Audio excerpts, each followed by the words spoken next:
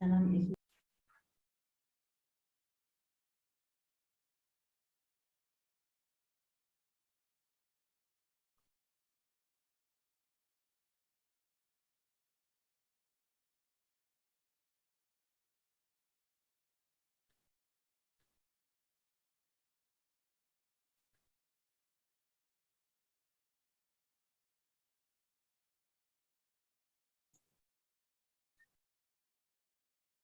Okay, whilst we are waiting for more people to connect, just give another 10 seconds or so, 20 seconds or so, and then we'll start.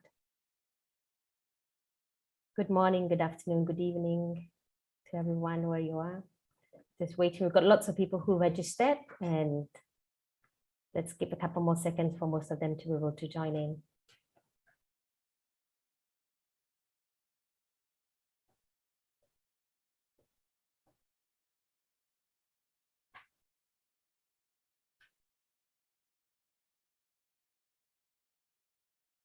Okay, then we're going to go then, because this is still moving up.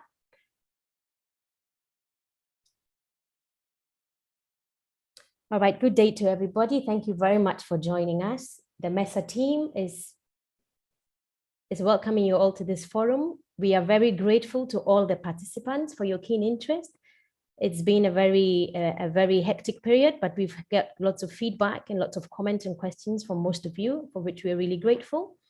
Mine really is to present you our chair for today's forum and gathering, Dr. Deus Ishengoma, who will be moderating the forum.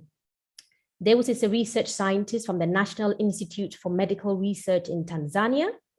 He has over 20 years experience in conducting malaria research, and he is currently leading projects on malaria molecular surveillance, which aims at building capacity for pathogen genomics in Tanzania and beyond.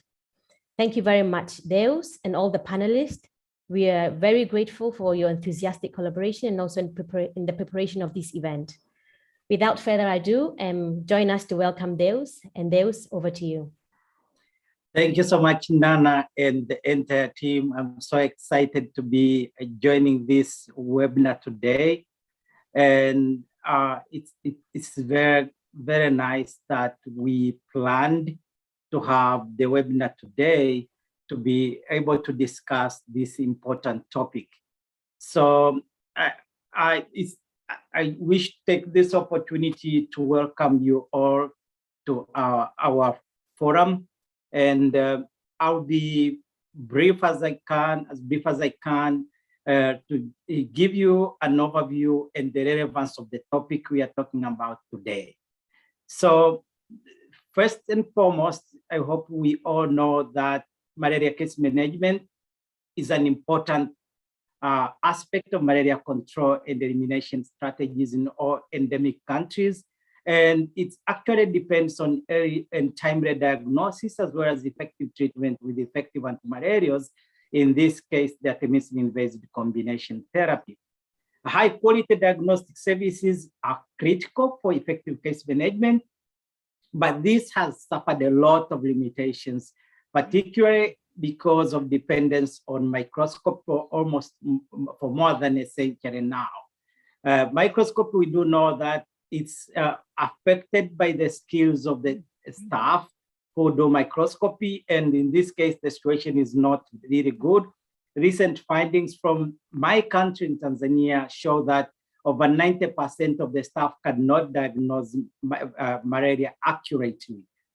It also requires well-functioning and well-maintained microscope. And we also have had a situation which has actually survived for a long time, where we do not have good quality reagents for microscopy, and also logistics infrastructure such as laboratory buildings and all those kind of requirements for a good microscopy to work have not been adequate. So in 2010, WHO recommended to introduce RDTs, which have, in my opinion, revolutionized malaria diagnosis, particularly in rural and hard-to-reach areas where microscopy was not in the story.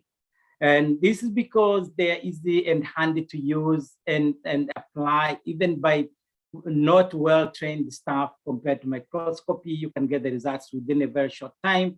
The RDTs are easy to store and do not demand high or expensive storage equipment or facilities. And they actually can be used without any requirement for equipment and all those kind of things. And it has been shown that the antigens which are used for making RDTs are very stable and highly sensitive. I mean, to the best of their ability, but they have a lot of limitations. In my opinion, still the best option. Persistence of HRP2 antigen, which can go up 30 days, is a big problem. They are not good when detecting low parasite density, and they can be affected, the accuracy can be affected by a number of issues such as poor storage, poor interpretation, packaging, transportation.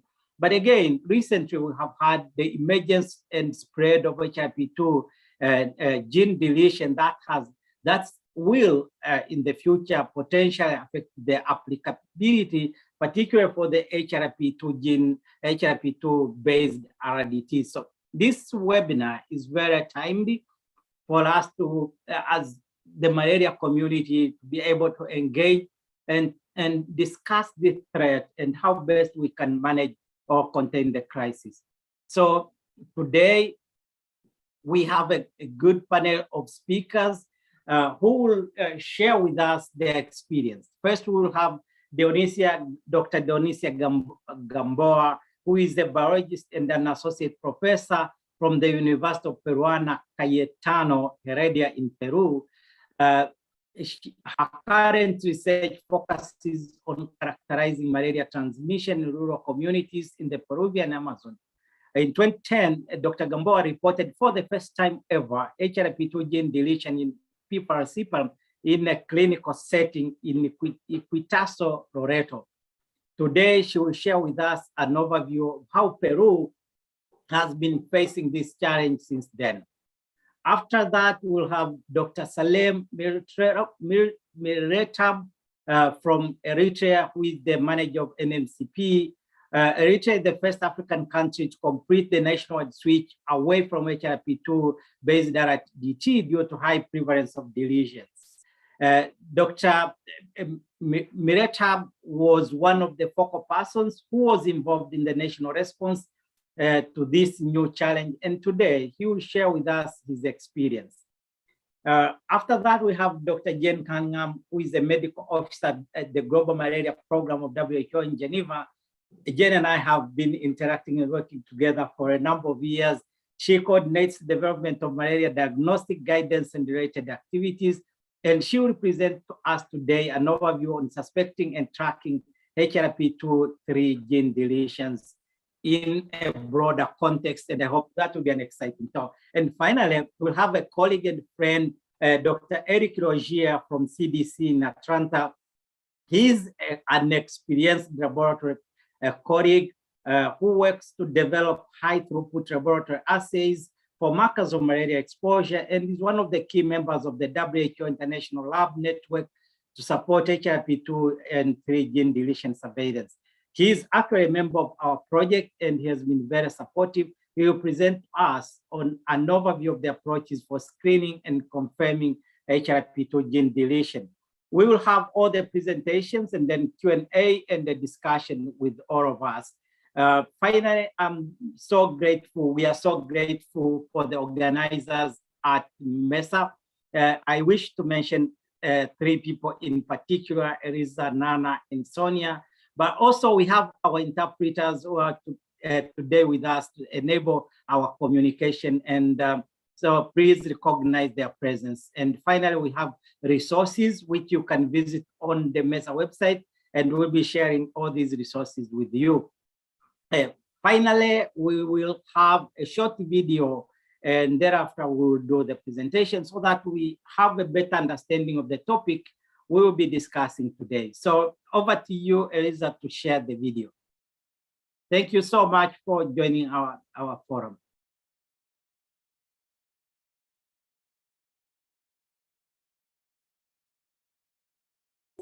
Malaria is a life-threatening disease that claims the lives of more than 600,000 people each year.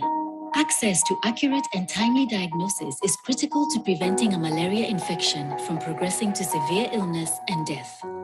For prompt diagnosis of malaria, WHO recommends quality-assured microscopy or antigen detection rapid diagnostic tests, particularly in areas where microscopy services are not readily available. Rapid diagnostic tests, or RDTs, are designed to detect proteins, or what we call antigens, in a person's blood. The results are available in just 15 to 30 minutes. Because they are user-friendly, accurate, and affordable, RDTs have been taken up in a remarkable way over the last 15 years, improving the clinical care of millions of people with symptoms of malaria and helping to save lives. In addition, they have greatly increased our knowledge of where malaria is most prevalent at a given moment and over time. This allows national malaria control programs to optimally target their interventions to control the disease. In the case of Plasmodium falciparum, the deadliest malaria parasite globally, RDTs are normally designed to target an antigen called histidine-rich protein 2, or HRP2, in a patient's blood, either alone or in combination with other antigens. In recent years, mutations have been identified in a growing number of cases where PF parasites are completely missing the gene encoding for HRP2. Therefore, the antigen is no longer produced and cannot be detected in a person's blood. This allows the parasites to evade detection by HRP2-RDTs. This missing gene or gene deletion can cause false negative RDT results. In Peru, back in 2008, investigators found a number of patient samples that were negative on the HRP2-RDT, but positive by blood film microscopy. The parasites that were returning the negative RDT results were actually missing the gene that encodes this protein. Deletions of the HRP2 gene have now been reported in 37 countries, mainly in South America and Africa. In some countries across the Horn of Africa, surveys have found that HRP2-based RDTs may miss up to as many as 60 to 80% of P. falciparum malaria cases. This puts millions of people at increased risk of delayed diagnosis or misdiagnosis, illness, and potentially death, and can cause epidemics. The only way to get ahead of this is through establishing regular surveillance and through investigating suspicious reports or complaints that come from the field. Responses need to be tailored to the local context. WHO has produced a number of resources to support countries in addressing the issue of HRP2 deletions. This includes guidance on how and when to investigate suspected HRP2 deletions and an extensive network of reference laboratories that can assist countries with the complex molecular analysis that this problem demands.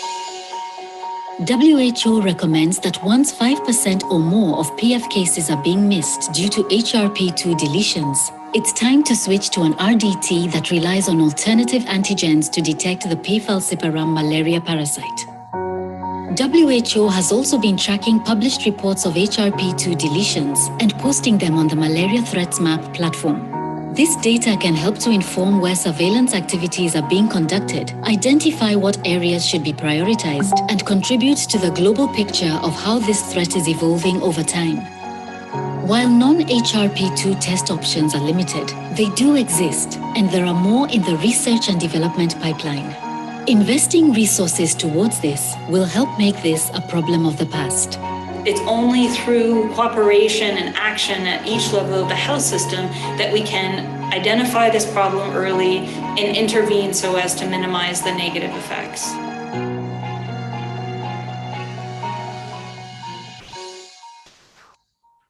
Thank you so much once again for joining us. I wish to inform you that we have more than 400 people registered from 91 countries and more than 30 national malaria control programs attending. We have received over 60 questions before this meeting, and we will be trying to address them, some during the speaker's presentation, while others will be answered during the Q&A.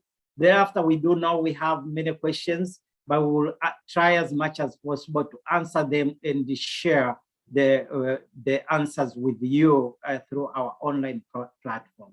Without wasting much time, now I invite Dionicia for the presentation. Thank you so much.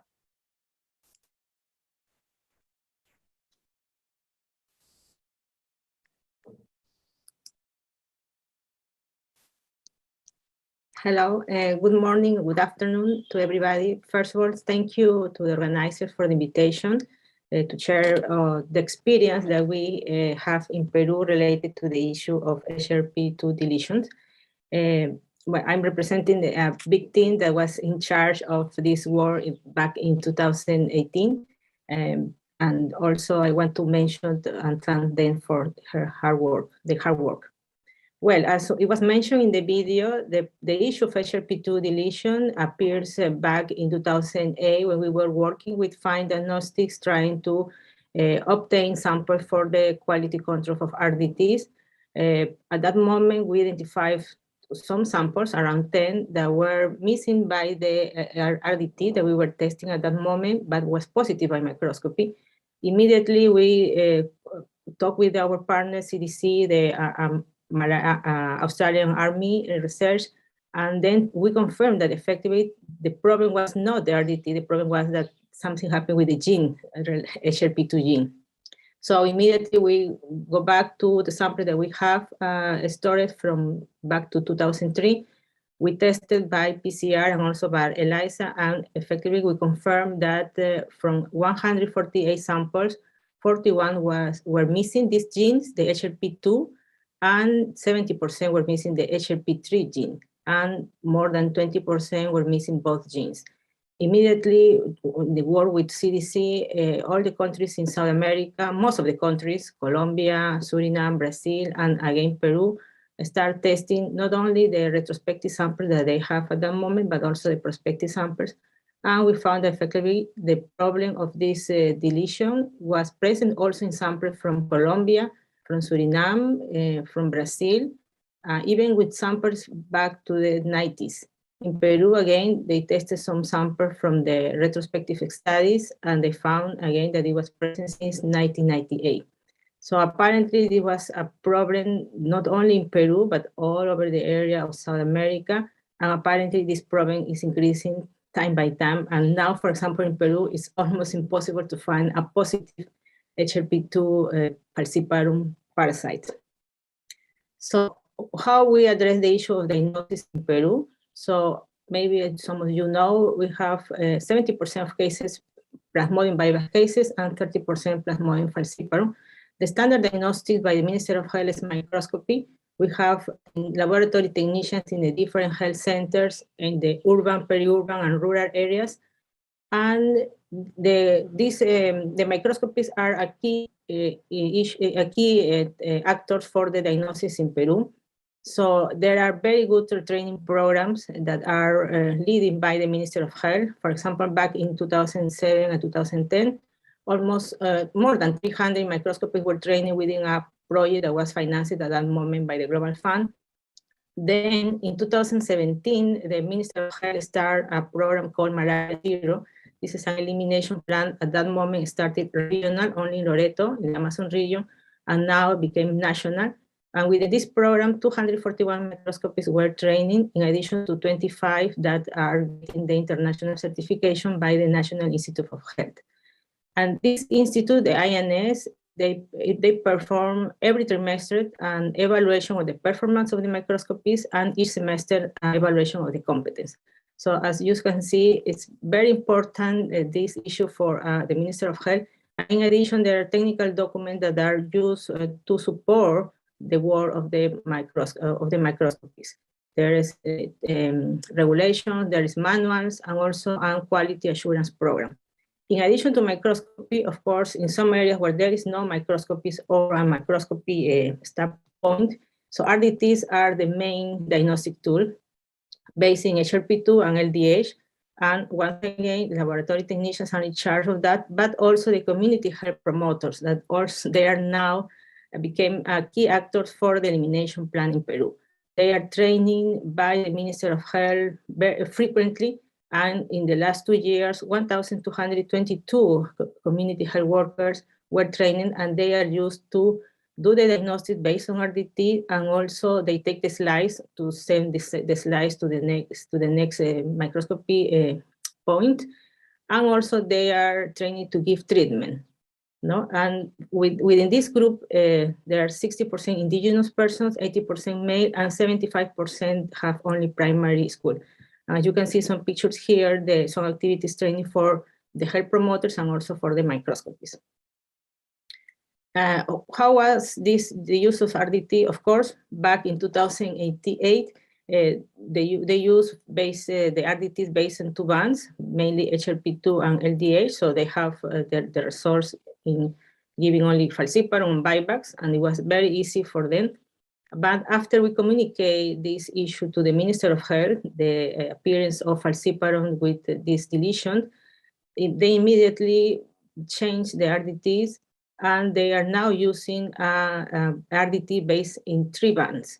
So you have PF HRP2, PF LDH, and PV LDH. So in that way, if there's falciparum that doesn't have the gene, so they can identify based on LDH. Of course, this was difficult at the beginning because from 2 bands to 3 bands, and also to explain the issue of some parasites missing because they don't have the protein that can be detected by this RDT was difficult. But as I told before, the training here is very frequently, and we always are reminding them the issue of this problem, and they are constantly giving refreshing courses for microscopy and also for RDTs.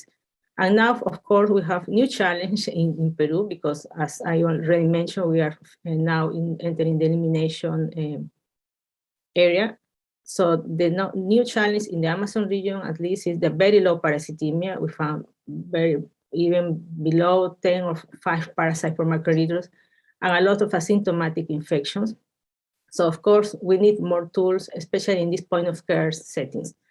Other markers maybe that are better than HRP2, or maybe the ultrasensitive RDTs. And now, for example, we are working together with FIND also to test new RDTs that can be used not only in South America, but also in other areas.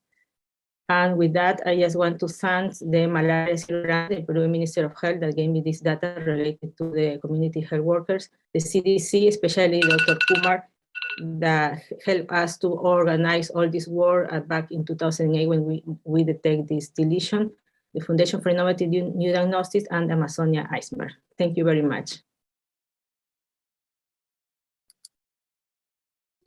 Thank you, Dionicia. Now we'll go ahead and have the presentation from Selam.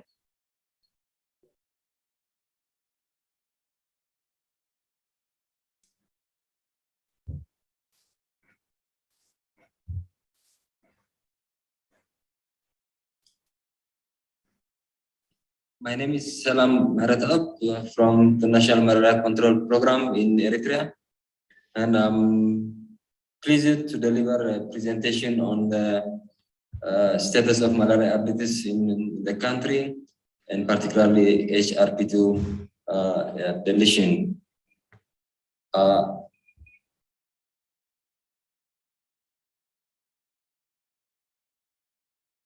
I'll be walking you through a brief introduction and what investigation we've conducted to assess the reported false negative RDT results and how we confirmed it, and if any lessons we have learned and recommendations in the way forward. Just as an introduction, the diagnosis policy in Eritrea states that all suspected malaria cases must be parasitologically tested prior to treatment, be it by microscopy or rapid diagnostic tests. And it's worth noting that almost 3/4 of all malaria diagnosis in the country is done by rapid diagnostic tests. Particularly, this is happening at lower level facilities, which we call health stations, and at the community level, because only higher level facilities such as health centers and hospitals have microscopy services, and so RDTs are the majority diagnostic instruments we use for malaria diagnosis. So the issue of RDTs is very important in malaria case management. And for the last over a decade of period of time, the country has been using HRP2 based combo RDTs, PFHRP2 and PVPLDH RDTs, and they have been working very well for many years until this situation of HRP2 comes to our attention. Until 2014, and particularly 2015, we had no any reports of complaints from end users, but this time National Medicine Information Center or the Pharmacovigilance Center has received several complaints on RDT quality defects. They have been reported as a product defect or false negative RDT results. The particularly health stations were encountering negative results when testing patients with RDTs. These patients were strongly suspected to be malaria, and then they had started to suspect that something wrong is going on with these RDTs, and then reported to the Pharmacovigilance Center using the regular reporting system. And then this has ignited the preliminary investigation that was taken on later on by the Minister of Health and partners. So as an initial investigation, we had to fill and submit a user complaint form to WHO, and then we started the investigations first alone within the Ministry of Health with the National Reference Laboratory, the Pharmacovigilance Center, the CDC division, and the Malaria Control Program, and then later on with the WHO. So all the possible causes of RDT errors were assessed, such as the storage facilities, transportation of products from overseas, operator conditions, and so on and so forth. And they were ruled out. They were found to be standard or optimal. And then performance of RDTs were also assessed by an external lab in RITM, and then the quality control results said that they are perfect. And then the company, which is South Korean SD company, had also to come here and then do an investigation, and then the false negativity of PF cases, falsified cases, as tested by the HRP2-based SD bioline RDTs was confirmed. And then we have to do a rapid assessment of performance of these RDTs in 12 health facilities, and we found out like 82% of them rendered false negative results. And by early 2016, based on this, we had to recall the product for market from all the health facilities. These are the facilities that we've done the initial investigation across 4 of the 6 zonas. In the majority of our zones, we've got this kind of problem, and as you can see in the map, they are distributed almost everywhere. So the problem persisted almost in many parts of the country. And then we have to do formal study in 2 hospitals, taking 50 patients. We've done 2 different of RDTs, PAN-RDT and the HRP2-based RDT, as you can see in the slide. And then against microscopy, as well as we've taken dried blood spotters for PCR confirmation. And all the specimens reacted to PAN-only RDTs, PLDH RDTs. 62% of microscopy positive falciparum specimens, they have tested negative with HRP2 RDTs, indicating that something is wrong, or maybe HRP2 antigen is missing here. And the PCR confirmation also matches the microscopy results. And then characterization of HRP2 Sequences has shown that the absence of HRP2 genus was confirmed. This is the result of the status in the two hospitals. It was higher in Kinda, lower in Massawa hospital, but on average 62% of the 50 specimens had not expressed HRP2 gene. And the challenges we had is that when we recorded rapid tests, we were treating patients clinically, so patients were refusing treatment without parasitological diagnosis. Then this increases clinical diagnosis and the reported malaria cases. Difficult to see the real malaria situation in that year in 2016.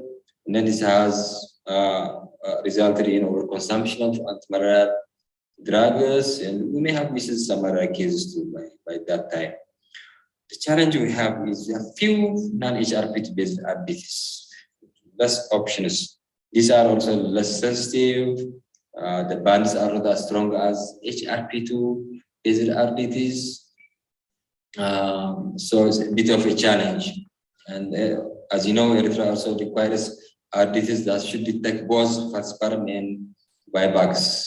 Almost 70% of cases are due to falciparum, but 30% also due to vivax. So PLDH-based RDT that detects falciparum and vivax, as well as mixed infectionists, and kind of RDT that is recommended by WHO was difficult to get. So we have to switch to new RDTs now and then. First, we've started with PF-PAN RDT. Then when the performance of this RDT was lower than required, we have to switch to a combination of RDTs, both PAN and PLDH. And then for confirmation of species, we have to use HRP2-RDT plus PV-PLDH RDT, just to confirm vivax case. But recently, just early this year, we switched to PLDH RDTs for falciparum as well as vivax. So this seems to be working well. We'll keep monitoring. In the coming months, we will also do an evaluation of performance of this RDT, and we'll see how it is performing. So we had to train and retrain health workers now and then, particularly training and retraining with new RDTs several times for community health agents is a bit of a challenge. So the lessons I would like to, and recommendations I would like to convey to other colleagues in countries is that we have to strengthen the vigilance for false negative or any product defect complaints reported from health facilities. And in case change of RDTs is necessitated, then prior testing at field conditions is very important, even though the product may be qualified by WHO. And regular surveillance of RDT performance must be introduced on top of what we do for microscopy, for blood films. And we have currently only one that's suitable to the Eritrean situation. It's one RDT PFPV PLDH based both for both species. We don't have any options.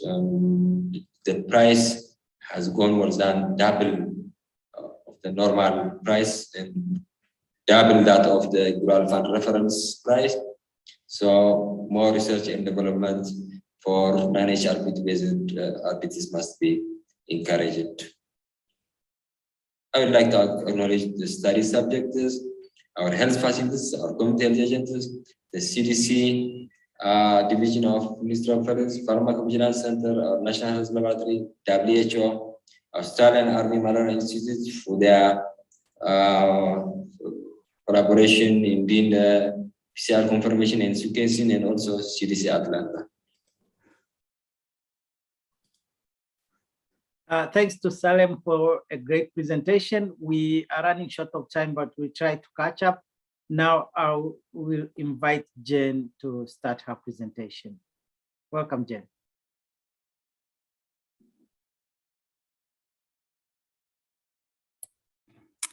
Thanks.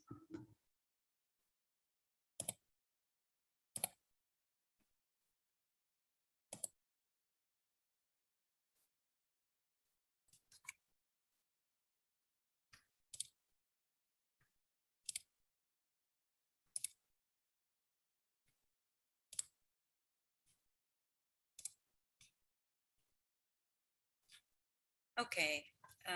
Good afternoon, everyone. Thanks for this invitation to present to you this afternoon, and to my colleagues in their very informative preceding presentations. So today I'll just give a quick overview of our suggestions related to when you should suspect HRP2-3 deletions, and also how we're going about tracking this problem over time. And so I think you'll all know that malaria RDTs diagnose malaria through the detection of specific antigens, which are expressed by the parasite and found in the blood.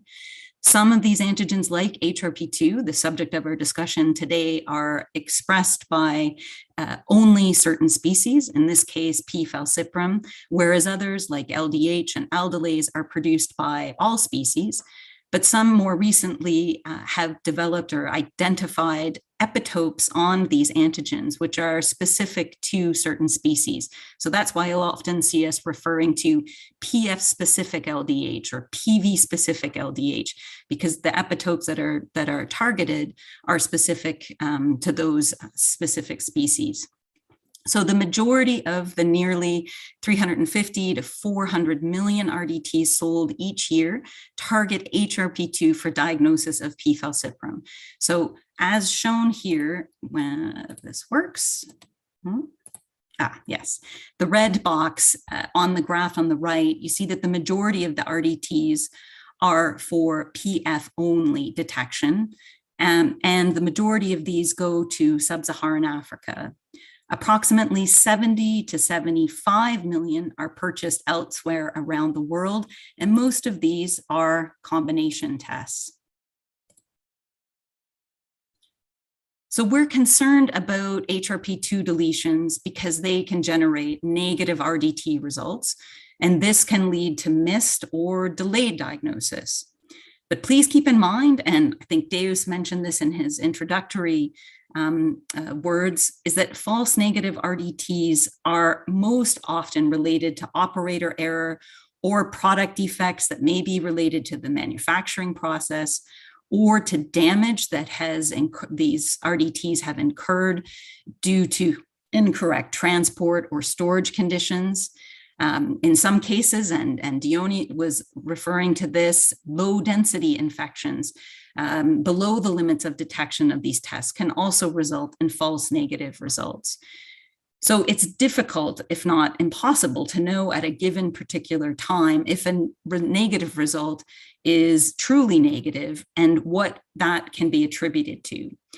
We've developed guidance to try to lay out some conditions in which we think HRP2 deletion should be suspected.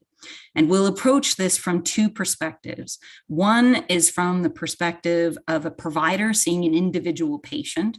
And the second is as an NMCP manager or staff person working within the NMCP. And so in a specific patient, we suggest that HRP2 deletions be considered when there is a negative HRP2 test line on at least 2 quality assured malaria RDTs.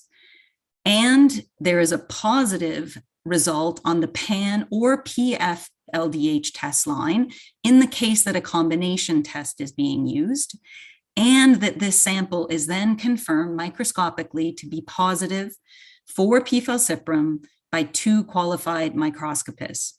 And we also think that it could be useful to have some knowledge of the travel history of this individual and whether they have been visiting places which are known to have a high prevalence of HRP2 deletions, such as Peru or Brazil, Eritrea, Djibouti, Ethiopia. And I put this image here of some delicately balanced rocks to remind myself to mention my appreciation for what a delicate balance this is in terms of raising awareness of HRP2 deletions at the same time as sensitizing providers to other potential causes of false negative results. And at the same time, not undermining health worker confidence in these results. And so I don't think that I have a specific solution or recommendations on how to do that, but it certainly requires communication channels being open, reassurance to healthcare workers that even if you can't give them all the tools they might need to find this problem, you give them a pathway for reporting the issue when they suspect it, and you reassure them that there is surveillance ongoing in the country so that you are getting ahead of the curve and will be able to alert them if this problem does get confirmed to be at a significant level. So what to do at a programmatic level? When should programs be suspicious that they may have a problem with HRP2-3 deletions resulting in negative RDT results? So we suggest that at a program level, when the rates of discordance between the results of RDTs and microscopy are systematically greater than equal to 10 to 15%, with the higher positivity rates, of course, being in microscopy, this is grounds to be suspicious. Furthermore, and as has been highlighted by my colleague from Eritrea, when the National Malaria Program, whether it be directly or through the pharmacovigilance system, receives multiple complaints or even anecdotal evidence of RDTs that are returning false negative results, this is grounds to be suspicious. And also, it's grounds for when HRP2 deletions have been reported and confirmed in the country, that this should trigger a baseline prevalence assessment in the affected country, and we also suggest in the neighboring countries. So to try and facilitate comprehensive and harmonized action for programs to investigate, we developed some protocol templates for surveillance and also for surveillance linked to future research. These protocols are designed to be able to be integrated into the routine workflow and for the workup for deletions to be reserved for the most suspicious cases. And these two templates are available and the links are within this presentation. We've held a workshop pre-COVID to support several countries in sub-Saharan Africa to develop their own national protocols, and some of those have been implemented over the past year. These protocols, as I mentioned, one is pure surveillance, and as such, the WHO Ethics Review Committee has warranted it to be done without patient consent. And the other protocol, which includes a research component, does require that consent be given to long-term storage and additional research. So the focus is on suspected malaria cases and false negative RDT results. Every patient is treated similarly. They all have two RDTs. One is the routine HRP2-based RDT, and the second is a PF-specific LDH RDT or the survey RDT, or in some cases, you can use the routine RDT and microscopy. And all patients have two RDTs simultaneously and have minimum two blood spots collected.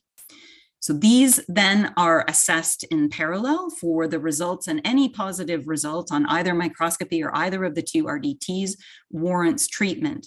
Where there is a discordant picture, so the HRP2 is negative and the PFLDH is positive, or the microscopy is positive, these are prioritized for molecular analysis. And if resources are available, then an additional subset of samples can be assessed for the presence of P. falciparum and also for HRP2 and 3 deletions. As I mentioned, the other protocol, the only difference is that it includes consent for long-term storage of samples, in which case additional research can be done. I've put an asterisk at the bottom here because I've had questions about whether or not pan-LDH RDTs can be used, and they have been used in some surveys. The problem with using pan-LDH RDTs is that they are not specific for falciparum. They will detect non-falciparum species, and this can lead to an increased discordant rate. So in order to support these investigations, we've established an international lab network. This is a group of geographically diverse labs with much experience and continuing to grow experience characterizing HRP2-3 deletions, and they all participate in a WHO NAAT external quality assurance program to ensure that they are conducting molecular analyses to a high standard. They all agree to a certain terms of reference, and they agree to sign tripartite agreements, including WHO, the lab the lab itself, as well as the survey country, which may be the Ministry of Health or a research institution in the country. WHO has some funding to support molecular and also serological analysis, and some of these labs also have funding of their own. And you can contact me directly to be directed to one of these laboratories. We're looking to expand this network as we appreciate that experience is growing. So a common question, when to switch away from HRP2-based RDTs? And we recommend a switch when the prevalence of symptomatic patients carrying HRP2 deleted parasites causing false negative HRP2 RDT results is greater than 5%. So why 5%? The reason is that this threshold, or somewhere around this point, that we expect the proportion of cases that you're missing by using HRP2-RDTs due to the non-expression of HRP2 may be greater than the proportion of cases that would be missed with less sensitive PLDH-based RDTs. So looking at a number of published reports comparing the sensitivity of the pre-qualified tests, HRP2 versus PFLDH compared to microscopy or PCR, the difference in performance is less than 5 to 7% sort of sensitivity points, let's say, amongst symptomatic individuals. So this is symptomatic individuals, not asymptomatic individuals. So that's how this switch point was determined. And it's really important that you understand that this switch point is not the prevalence of HRP2 deletions in a given population. It is the prevalence of deletions that are causing false negative HRP2 RDTs. We really care mostly about the clinical impact of deletions. And so essentially the criteria for change really hinge on what is contributing most to the missing cases. Is it HRP2-3 deletions? Or is it the reduced sensitivity of the LDH test lines? And this is what determines when to switch. And as data is being generated from a number of different countries, we may be able to better refine this switch point. Okay, so as we have information about how HRP2-RDTs are performing, how are PFLDH-RDTs performing compared to standards, what are we missing with the PFLDH compared to the HRP2, we may be able to refine this switch point. Then regarding the surveillance protocol and how does determining this if this 5% threshold has been met or not factor into the sampling requirements. So the protocols that I've mentioned to you are all designed to determine whether or not you are above or below this 5% threshold with a high level of confidence, and such that your confidence interval does not include 5%. You're either above it or you're below it. And that's where this requirement for 370 individual comes from. And I've just put in here a table that's in the protocol that shows that we had to estimate, if you have, let's say 3.4% or around 3% of the confirmed HRP2 deletions causing false negative RDT results, or if you have a higher level, let's say around the 7% level, what would be the number of individuals that have confirmed PF infection that you need to enroll to, with confidence, determine whether or not you are above or below this 5% threshold. So if the true percentage of these deletions causing false negative HRP2 RDTs is less than the 3.4%, then your sample size could actually be less. Or similarly, if it's extremely high, like it was in Eritrea, you need significantly fewer patients to confirm whether or not you're above or below that 5% threshold. The closer you get to the 5%, however, it becomes more and more difficult to determine the truth with a high level of confidence. And you can see by some of these numbers on the table, they're really not feasible. And this is where we recommend, if countries fall in this bracket, they need to plan to repeat the survey again in 1 to 2 years and strengthen those communication channels I've mentioned at the ground level so that they are ensured that any suspected cases are referred up the chain. Within the domain that's chosen, we suggest that 10 health facilities are selected based on probability proportional to size, this depending on the fever or the suspected malaria caseload. And we recommend that all transmission zones are covered. The domain can be defined differently.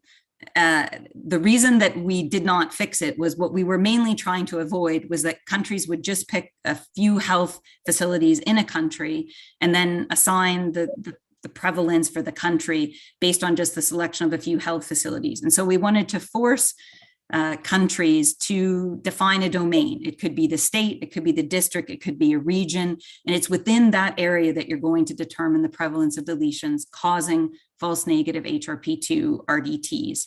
And it has to be across all transmission zones. So one question you might have is, okay, so I've said I'm most interested in prioritizing the impact of deletions on the RDT results. So the question is, well, okay, why wouldn't having HRP2 deletions result in negative RDTs all the time? And the reasons are the following.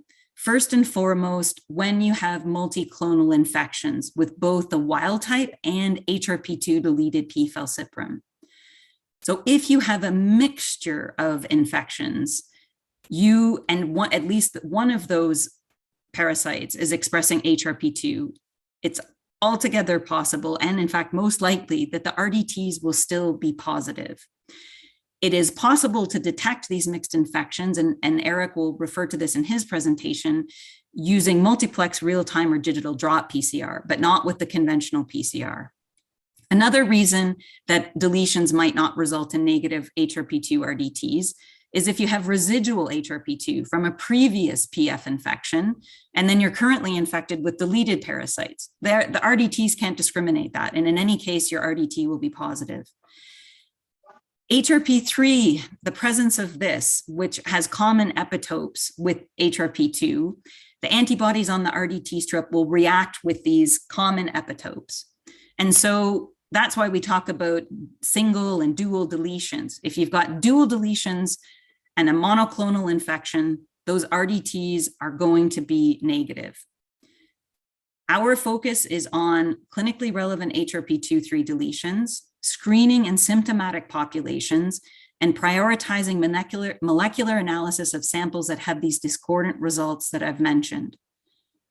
We know this approach underestimates the true prevalence of HRP2-3 deletions. We are fully aware of this. We're trying to have an approach that is amenable to workflows in routine settings and to be economical in terms of identifying the samples that are the highest risk. Our recommendation to switch is also informed by mathematical models that show where parasites lacking HRP2 genes will spread under continued HRP2 pressure, and that a switch may also be decided because of the complexity of procuring and training in the use of multiple RDTs. That's one of the other reasons we suggest a nationwide change. So any change we suggest should be applied nationwide, as we know that these parasites will spread, and because of the massive heterogeneity that we've seen. In 2019, we published a response plan, which highlights what we saw as the core response to these deletions. One of them is around mapping the distribution and frequency of the deletions and developing harmonized protocols. We don't have the maps that we'd like to have, but we have done some of the other things within this plan, I think, to a high standard, which is building this international network of laboratories I've mentioned, supporting countries like Eritrea in particular, and Djibouti in selecting and procuring new RDTs, and also on advising commercial manufacturers on the priorities for new tests. In 2017, we launched the Malaria Threat Maps, which is an online interactive data visualization platform for tracking key biological threats, including HRP2-3 deletions. We extract this data from published reports, and it's updated every 4 to 6 weeks. Each dot represents sites where investigators have tested samples for deletions. If the deletions are found, the dot is red, and if they're not identified, it's gray. Where there are no dots, there's no reported surveys or cases have been reported. There are a lot of missing places with dots. The dots don't indicate the magnitude of the problem, and we need a lot more time to go into the findings country by country. So I'll just mention that, and I think as you've already heard, hotspots are in South and Central America, most studies in and around the Amazon basin, and in countries in the Horn of Africa, including Eritrea, Djibouti, Ethiopia, Somalia, and also reports in Sudan. So when you click on a dot, the data pops up and is the data is presented based on the number of samples that have been tested. So the maps chart what is in the published report. They typically the percentage of HRP2 deleted samples amongst those tested, and not in all PF cases. That's what we need for the denominator to truly determine the prevalence. And that's often not included in many of these published reports. There's a lot of heterogeneity in the survey reports that are included on the threat maps in terms of whether patients were enrolled who have symptoms or not symptoms, what the selection criteria was for the genotyping. The RDT results are often not known. And so we can't know if those deletions did lead to an HRP2 false negative RDT result. So you really need to go back to the original resource in order to properly interpret the results. And you cannot currently use these maps to determine where policy should change.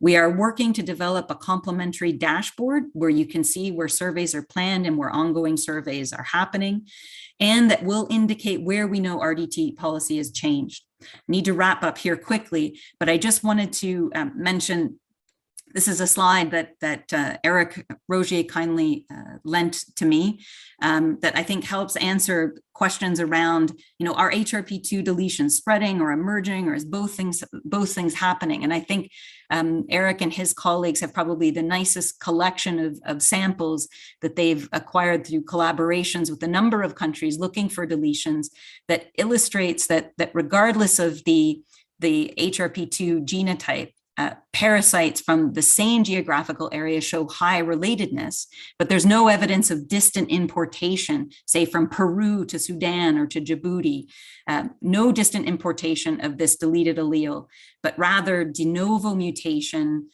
or deletions and spread, particularly here within the Horn of Africa. So what are the alternatives? As we said, HRP2-RDTs have been the preferred choice because of their stability and sensitivity. The profit margins are small, so there's been little investment to improve the non-HRP2 targets.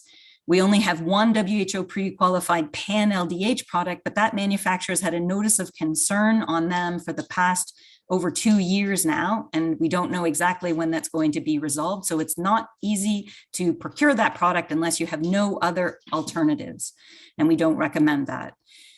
We have specifically 3 products from one company that have received the expert review diagnostic panel approval of the Global Fund, and these products are in the WHO pre-qualified pipeline.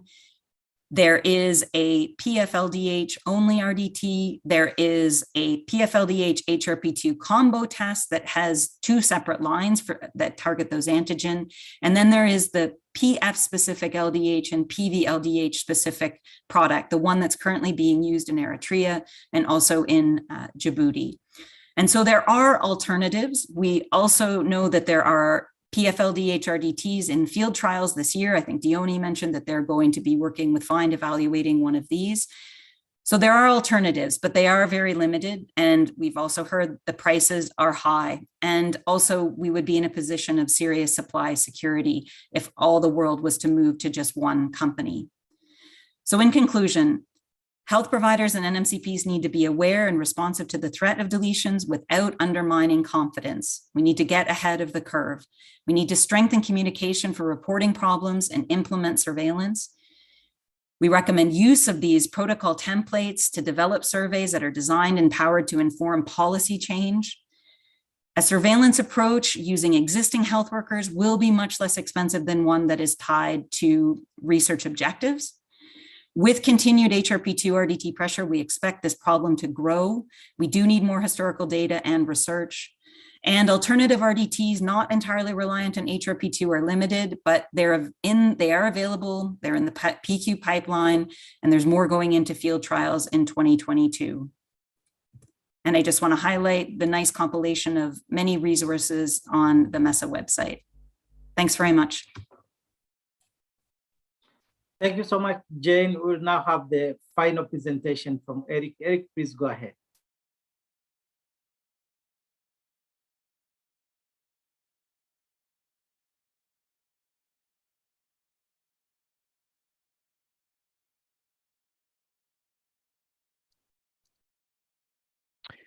Thank you, Deus, and thank you, Jane, for really a great presentation regarding practical ways in order to try to get a firm grasp and estimate on the nature of this problem for the different countries. So what I'm going to focus on in my presentation is more on the laboratory side, is how we both screen and confirm that these gene deletions do exist in P. falciparum populations. But I want everyone to really take hold of what Jane was saying in her previous presentation, is that really the most practical way to do this in the field is with the 2-RDT approach and the RDT and microscopy discordant approach. And I think that's going forward. How many of these surveys are going to generate this data is through those field activities, but we're also able to offer some laboratory assays to assist with this data collection as well.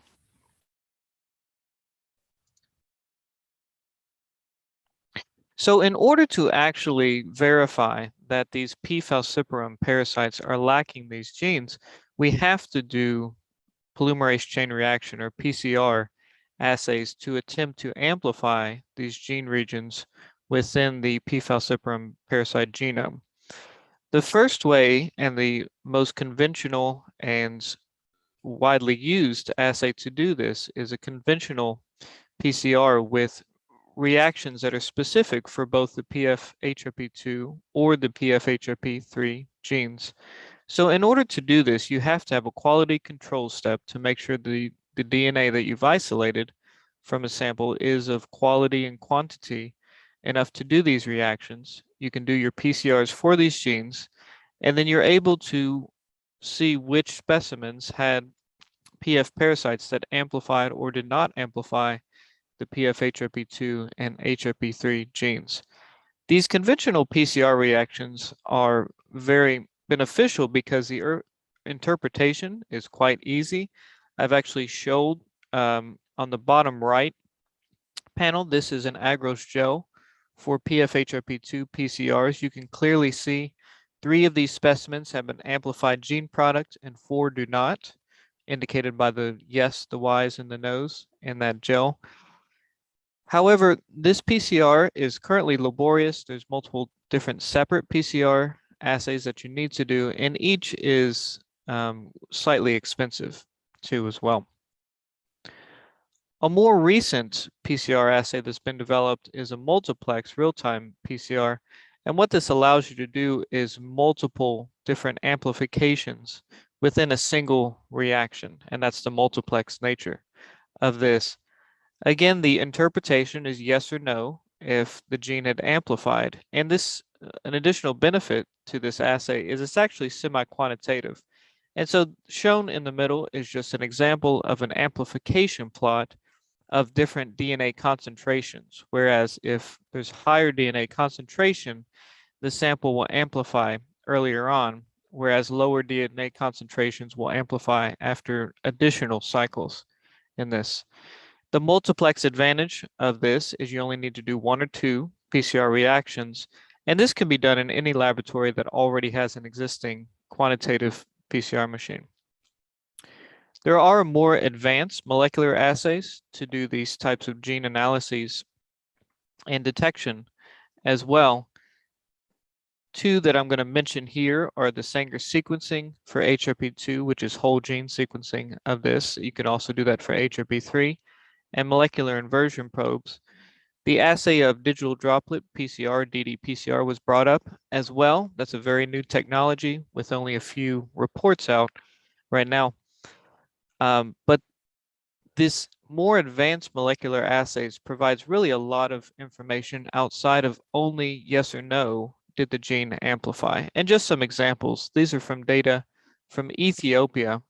And for the HRP2 gene on the top panels and HRP3 on the bottom panels, we can actually see that not only is the gene itself deleted within these specimens, but those the darker shading areas is showing that very large segments of the chromosome 8 and chromosome 13 had been deleted in these parasites. So you can assess evolutionary lineage and other research questions as well.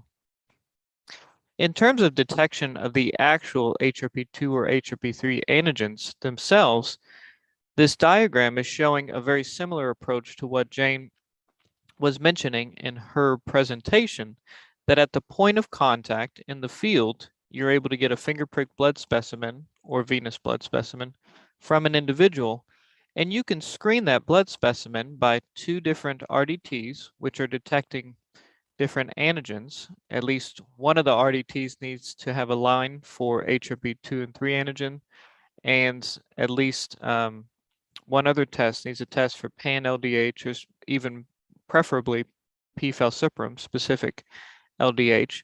Microscopy can also be integrated into this for species identification, specifically for falciparum. And then the combination of the two RDT or the RDT and microscopy results can be utilized to prioritize specimens that need genetic confirmation of gene deletions in this. But this gives very strong antigen data in order to assess if there might be a problem in malaria diagnoses through RDTs in these areas. From the laboratory side of things, I'm going to display a couple different immunoassays that also look for Plasmodium antigens. So of course, we're going to focus on HRP2, but I'm also going to show the other targets that are available from these laboratory immunoassays. The assay that's been around the longest is the ELISA single target format, and in an assay plate, you can detect up to one antigen at a time. So these assays for HRP2 have been around for many decades at this point, but there's also assays for ELISA for Pan-Plasmodium, LDH, and quite honestly, any group could develop their own ELISA if they have the correct capture and detection antibodies to this. But ELISA assays can be quantitative, but they are single target format. More recently, one of the multiplex assays that's been developed is the Quanzi's Bioscience QPlex assay. And so this is a multiple target format, which is able to detect HRP2 antigen, Pan-Plasmodium LDH, falciparum specific LDH, and Vivat specific LDH, as well as the human host CRP antigen as well. So the diagram on the right is actually showing the chemiluminescent format for this assay, and this is quantifiable as well, and has shown very good performance for multiple species antigen detection within these human specimens. The assay that we utilize at the Centers for Disease Control malaria branch is also a multiplex assay, but it's on a bead-based platform. Our current panel includes antigen detection of Pan-Plasmodium LDH, Pan-Plasmodium aldolase antigen, the HRP2 antigen, and then species-specific LDH for falciparum, 5X, and ovale. And again, Jane referenced this during her presentation, but it's very important to understand that the same epitopes that these antibodies are going to recognize within HRP2 antigen are also present on HRP3 as well. The reason that HRP2 antigen is of more important for diagnostic purposes is it's a longer antigen and it has more of these epitopes and known to be expressed at higher amounts. And so while we're interested in HRP2 and HRP3 gene deletions, the HRP2 is the longer antigen that's going to provide more signal whether it's a laboratory assay or an RDT. When you have the quantitative antigen data for these specimens, you can actually use that data to select specimens that you think are more suspicious for potential gene deletions. And I've shown 2 countries here, which really represent 2 different ends of the spectrum of that. In looking at the assay signal between Plasmodium LDH and the HRP2-3 on the y-axis, specimens from Haiti showed no samples that had high PLDH assay signal, but low or negative HRP2 or 3 assay signal. And so the selection zone would be in the red shading within this diagram, and you see no specimens there. And upon genotyping some of these specimens, we found no gene deletions of HRP2 and 3 in Haiti. When we did the exact same assay from samples from Djibouti, all of a sudden now you see a multitude of specimens that have very high PLDH assay signal, but absolutely no assay signal for HRP2 and 3 antigens. And you can actually see those specimens along the x-axis there. An additional few of these specimens had very low levels of HRP2 antigens when comparison to PLDH.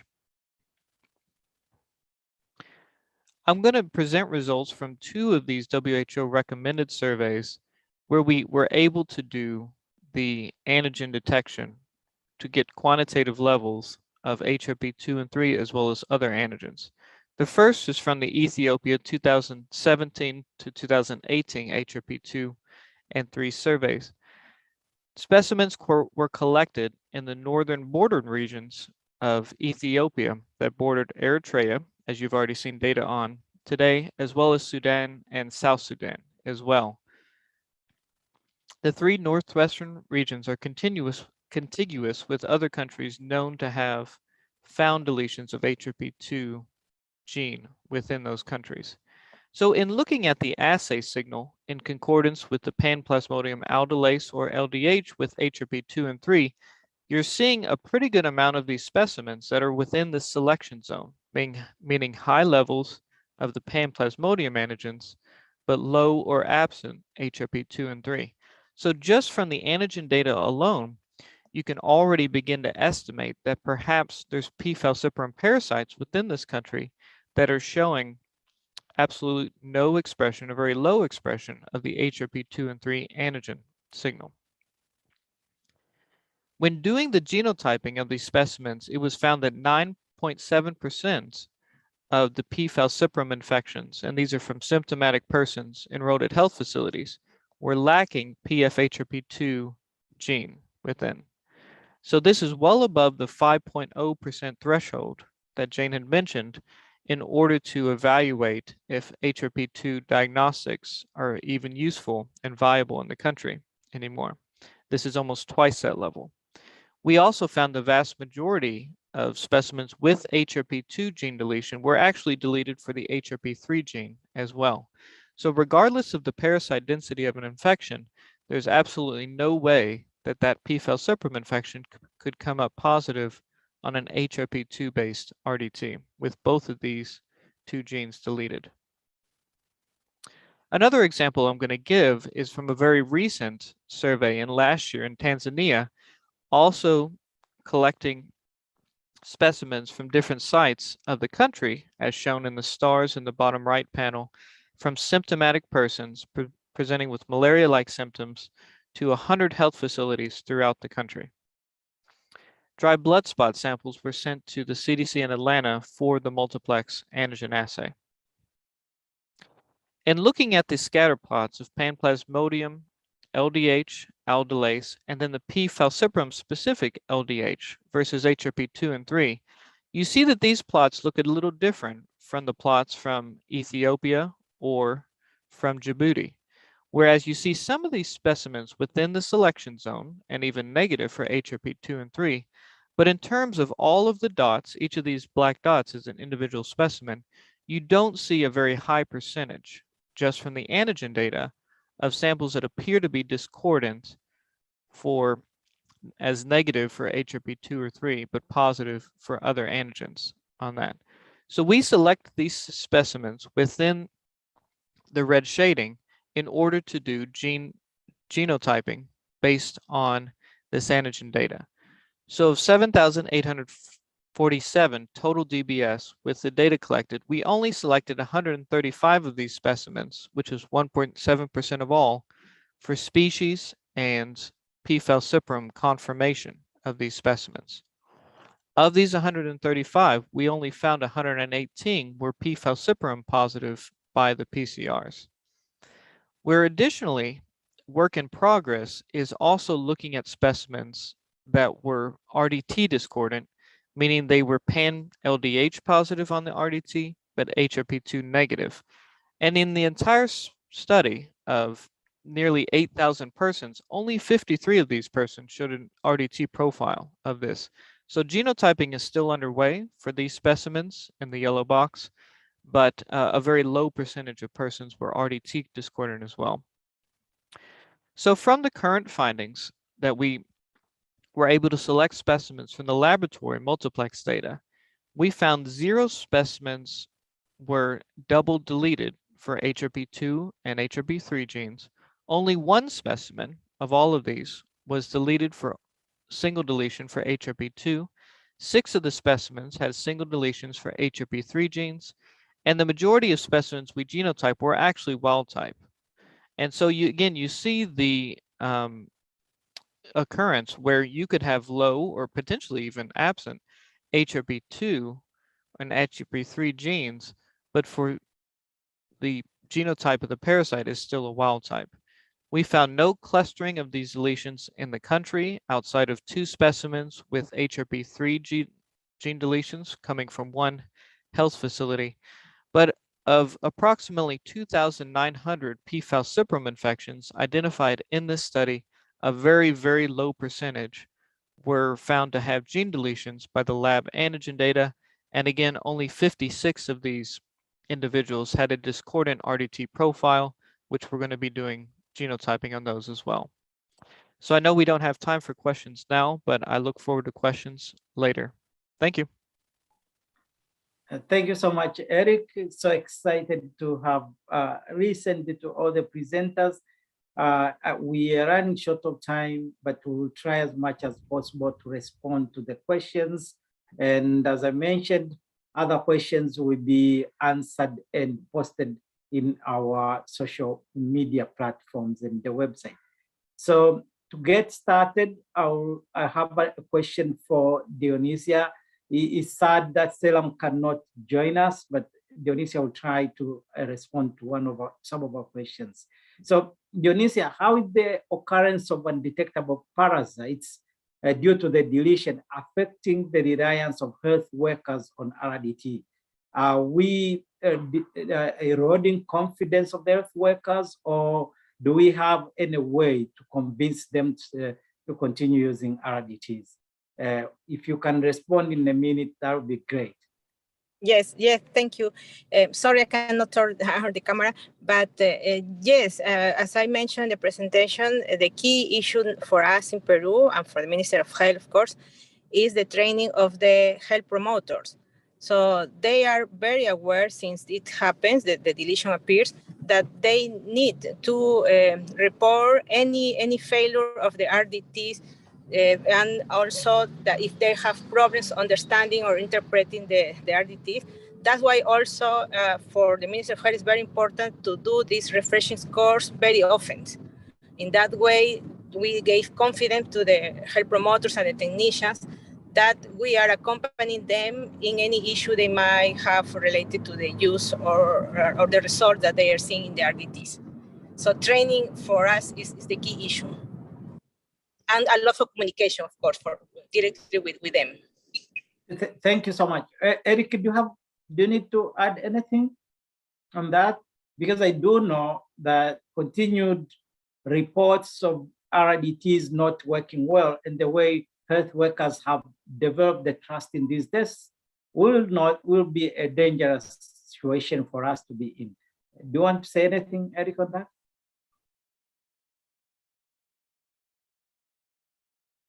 Okay, so Eric, are you there?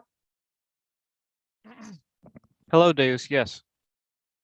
Yeah, do you want to say anything of that? And then I'll have another question for you. I think that's probably a better question for Jane, but I totally agree that routine reporting and probably better communication can certainly help us identify these problems much quicker and make actionable decisions before they get to. We've seen in some instances now, they seem to only have been identified when it's a very big problem. And so that clear communication, more robust and earlier on, would certainly be better. Thanks. Okay, so Eric, we have a question for you. What is the diagnostic significance of HRP3? Why do we refer to HRP2 and HRP3 dual deletions? Absolutely. And so the reason that we care really at all about the HRP3 gene is that within that protein, it's thought that HRP3 occurred during a gene duplication event at some point in the distant past for P. falciparum. And so the two genes are very similar in sequence to each other. And in that similarity, they have the same epitopes that the antibodies bind to that are going to be within the RDT itself or any of the laboratory immunoassays. And so you can potentially have a deletion of the HRP2 gene, but if the parasite produces HRP3, it has a potential to still provide a positive RDT test. That's based on the parasite density of the falciparum infection, but it's a less sensitive antigen versus HRP2 because HRP2 is expressed at higher levels and it's a larger protein. Thanks. Why, Eric, are we seeing more parasites with the HRP3, even in areas where we don't have deletions, compared to HRP2? Is it because maybe is it fragile and more susceptible to deletion, or what's the cause of that pattern?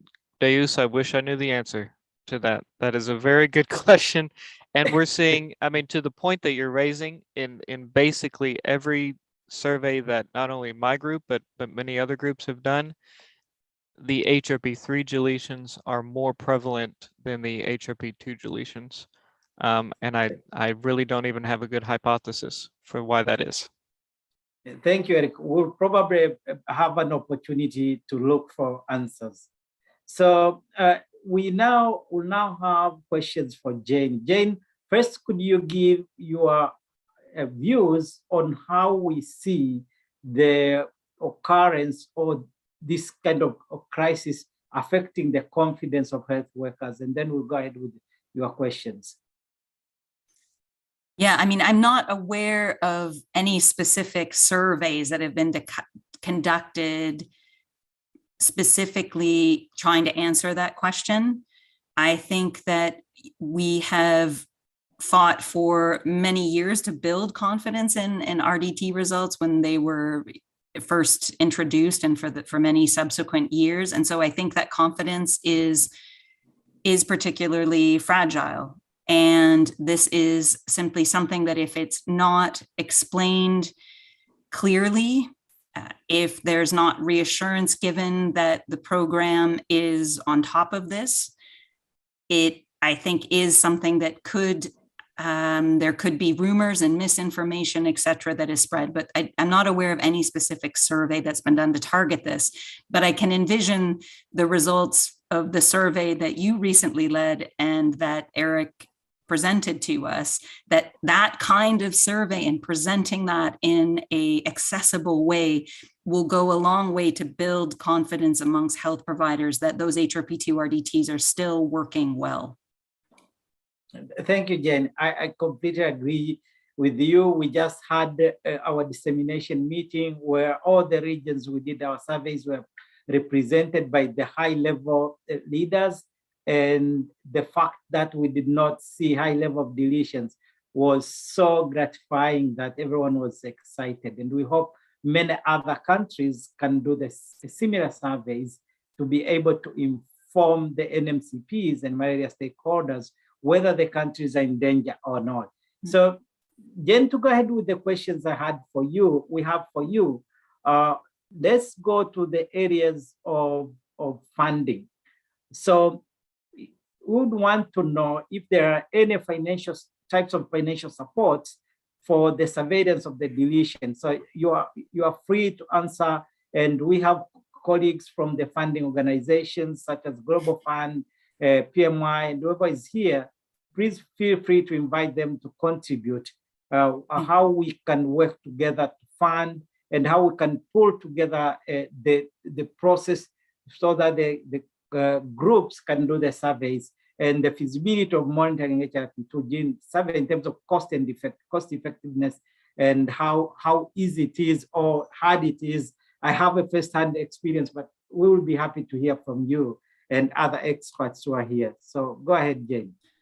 Okay, in terms of the financial support for surveillance, yes, countries can request funds for surveillance through their Global Fund grants, and many countries and probably representatives from those countries participating today can attest to that.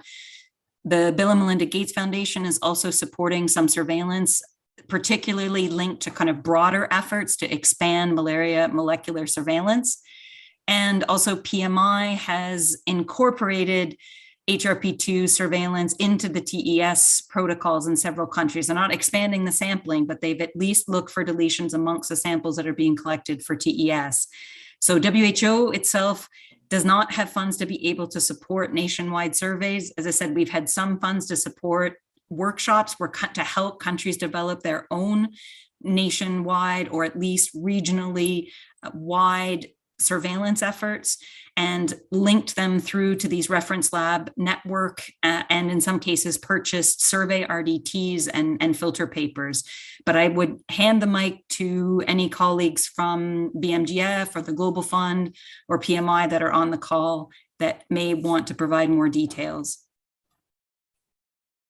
I don't know if they can take the mic though. I hope Eliza, Nana, and the team can help us unmute colleagues who want to contribute to this important subject. Hi, everybody. I'm not sure if you can hear me, but this is Rupal Patel from the Global Fund. I'm one of the malaria advisors. Thanks so much for all the excellent presentations and question from Jane and Deus.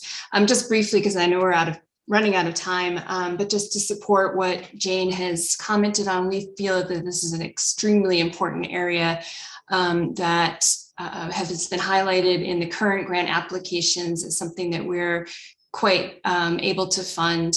We have a number of countries receiving Global Fund funding through their grants to complete surveys. And we are encouraging in the upcoming funding requests that if a survey has not been conducted in certain targeted countries, that is included in the programming. So we'll be working with the different programs as well as seeking guidance from WHO and other partners on how to best ensure that the countries at risk are able to support surveys. In addition, we have catalytic funding in the upcoming allocation that we hope can help build some capacity for regional lab testing and in-country capacity to conduct the surveys. So I hope that's helpful, and I'll stop there. Thank you.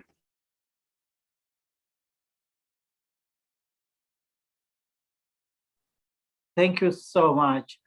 Jen will continue with some questions for you. And these are on the surveillance as well. What other alternatives are there, especially for community case management of malaria and ICCM? And what about the progress of research on other markers that could be used for malaria RDTs, as well as availability and cost of other RDTs? Please try within the shortest time to address. And before you go, Jane, I wish to let the participant that will extend for 10 more minutes. So those who have some time, they can stay. And those who won't have time, please, we appreciate your presence and thank you much for attending. We'll add 10 more minutes. So go ahead, Jane. Sure. So I would also just reiterate that we will provide written responses to the questions that we have received, because we've received a lot of great questions and simply could not get through them all. So the question around the alternatives to HRP2-RDTs, I touched on this in my presentation, and I think that you should, to get the best understanding of this, I think you'll have to check back when we post the results so you can actually consider what your target species is. That's the first question. Are you looking for a PF only test? Are you looking for a PF and PV test that can discriminate between those two species? You really, first of all, need to know what the target species is. As I previously mentioned, there is a WHO pre-qualified product that is a pan-LDH test, so it cannot discriminate between PF and PV or other non-falciparum species. And this manufacturer has a notice of concern on it. So it is really not a product that is, I would consider, particularly available or advisable at this point in time. There are 3 products that have ERPD approval, meaning they can be purchased with Global Fund funds, and they're in the WHO pipeline. They are a PFLDH only RDT, a PFLDH HRP2 on 2 separate lines tests, and a PFLDH PVLDH combination test. These are all made by a company known as Rapigen. I'll mention that there are a couple of other products, for example, the one that Diony mentioned them using in Peru, okay, with a 3 lines. It has a HRP2, PFLDH, and a PVLDH test line. The reason that I'm not adding those to the list, that was the best option in the past, because these Rapigen products have only more recently had ERPD approval. The problem with some of these other PFLDH RDTs is that they don't meet our performance requirements on the basis of the PFLDH line. So they're pre-qualified, but they're pre-qualified based on the performance of their HRP2 line, not the PFLDH line. So I'm going to stop there and suggest that you check back once we post these answers so you can see the product names and the product codes, how to distinguish between alternatives for case management versus alternatives for conducting surveys. It's a bit complicated. So, but I think we can describe that fairly easily. In terms of the biomarkers, yes, there are what appear to be some promising biomarkers, particularly hemozoin, whether it's through invasive detection or non-invasive detection.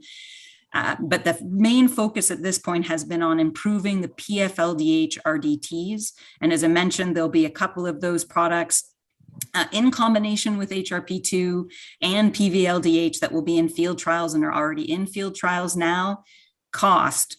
These products, specifically the Rapigen ones that I mentioned, I'm not going to give specific prices, but I think Selam from Eritrea already mentioned they were paying 2 times the price.